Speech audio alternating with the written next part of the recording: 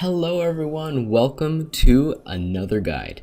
Alright, so this guide is going to be on Yorick. I promised I would do this for the next video, and I hope you guys enjoy. Let's get right into this guide. Alright, so the first thing I'm going to want to talk about in this guide is Yorick's lane phase. Now, a few things you need to note about Yorick's lane phase. He plays it very passively all the time. All you really do in your lane phase is build up graves, and you can only kill people if they all in you, or if they're a melee champ like an Echo here, for example. He likes to dive in and stuff, so what I would do is as soon as he dives in with his phase dive, you Q auto him and get a lot of damage traded back for him. That way he gets scared, and he can't really do much after that. So once you have like 3 or 4 graves on the ground, that's when you can go in for a good trade. Like, I had 3 ghouls ready there, and you see how Echo is really low and my ghouls just keep chasing him? Yeah, that's what you want to do. Now, he feels confident enough to go for me, but what I do is I use my E, Q him, and then auto him, and my minions will finish him off. So, that's what you want to do is Yorick. Play it as passive as you can, and if they try and all in you, just turn around on them and, you know, spawn your minions and all that stuff. You are at a huge disadvantage though. If you don't have minions, then you don't have a lot of damage output. So your minions, you need to play around them. So back off if you don't have any, but if you have like 3 or something, then, you know, raise them, throw your E at the enemy, and yeah, don't all in people. That's one thing you need to stay away from. You don't want to all in them unless you're being all in. That's last thing about his lane phase. Alright, let's talk about his 2v1 outplay for ganks.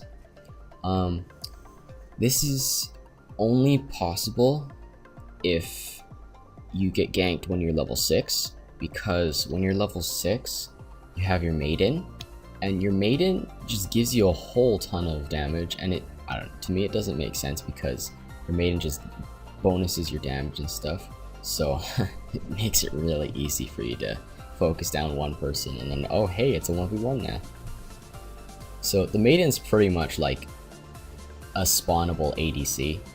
I mean, she doesn't do a lot of damage by herself, but she helps you deal a whole ton of damage.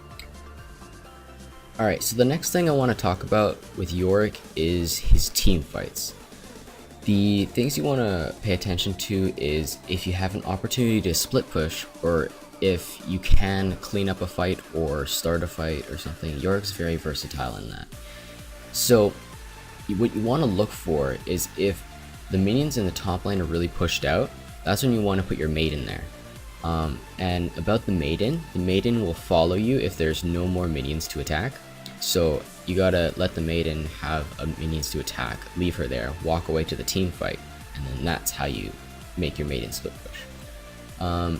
Next thing I want to note is about how to play team fights. So team fights, if you're in it, you don't want to engage them. You want to wait for your team to engage them, and you just follow up with a slow. You don't quite have to have minions at your will. I mean, it's a good thing, but you don't necessarily have to have it. If your maiden's not split pushing, definitely spawn your maiden in the team fight. It gives you a huge like extra person advantage type thing. Your maiden will burst down frontline tanks like nobody's business. If you just keep queuing and your maiden's focusing the tank has no chance. It's just Yorick demolishes everything with his maiden. So with the team fight, I usually wait till like a Braum stun or a Cassiopeia ult or something like that happens, and when that happens, I pile on my ECC with my wall, and then I walk into Q and stuff, and I just keep doing that. I just go E, W, Q, and if they're almost dead, I'll just walk up to them, auto them a few times, and then finish them off with my next Q. That's how I play team fights. I found it's the most convenient way, and it doesn't get you killed. So, yeah. Alright, so starting items on Yorick is going to be Corruption Potion and a Warding Trinket. After that, you're going to want to get a Triforce. You're going to want to get the Triforce because it gives your Q the extra hard hit that it needs with the Sheen passive. Also, it gives you a lot of good bonus stats like HP, which helps scale on your Maiden's HP. It also gives you attack speed, which is usually good, especially since Yorick attacks a lot when he doesn't have his Q. Alright, the next item you're going to want to get is a Dead Man's Plate. Now, Dead Man's Plate is also stacking right onto your Q.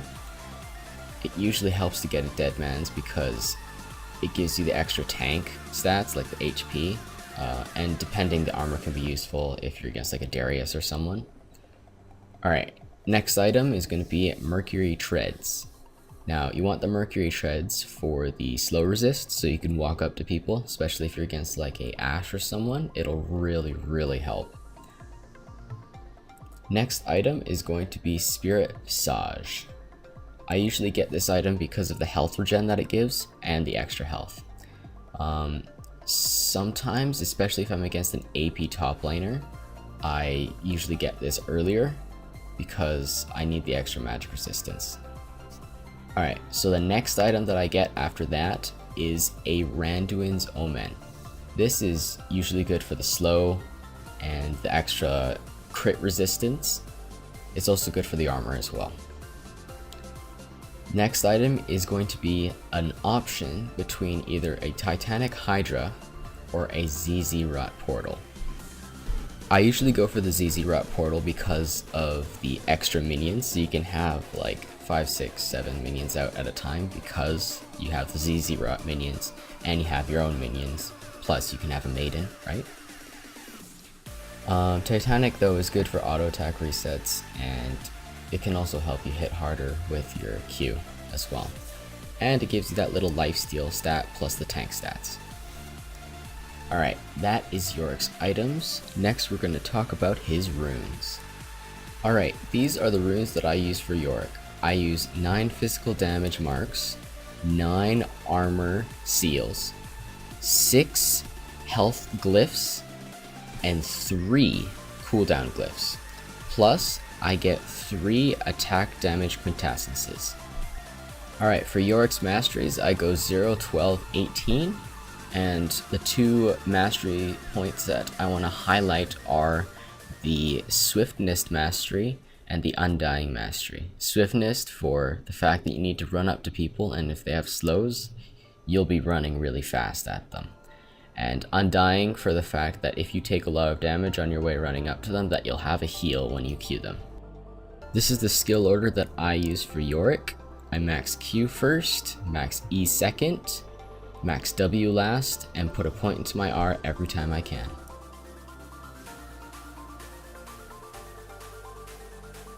Alright, so the last and final thing I want to talk about with Yorick is Maiden control. Now you're always going to want your Maiden with you, no matter what.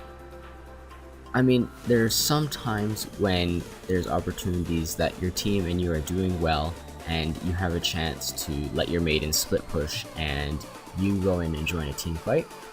That is all good and all, but that's very rare situations. It's usually you carrying your team, because Yorick's more of a split pusher than a team fighter.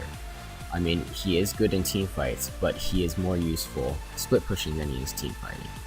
So what I would recommend is spawning the Maiden in lane for a split push, take down a few towers, then head to the mid lane before they start the fight, and that way your Maiden is still pushing top lane while you are fighting in the mid lane.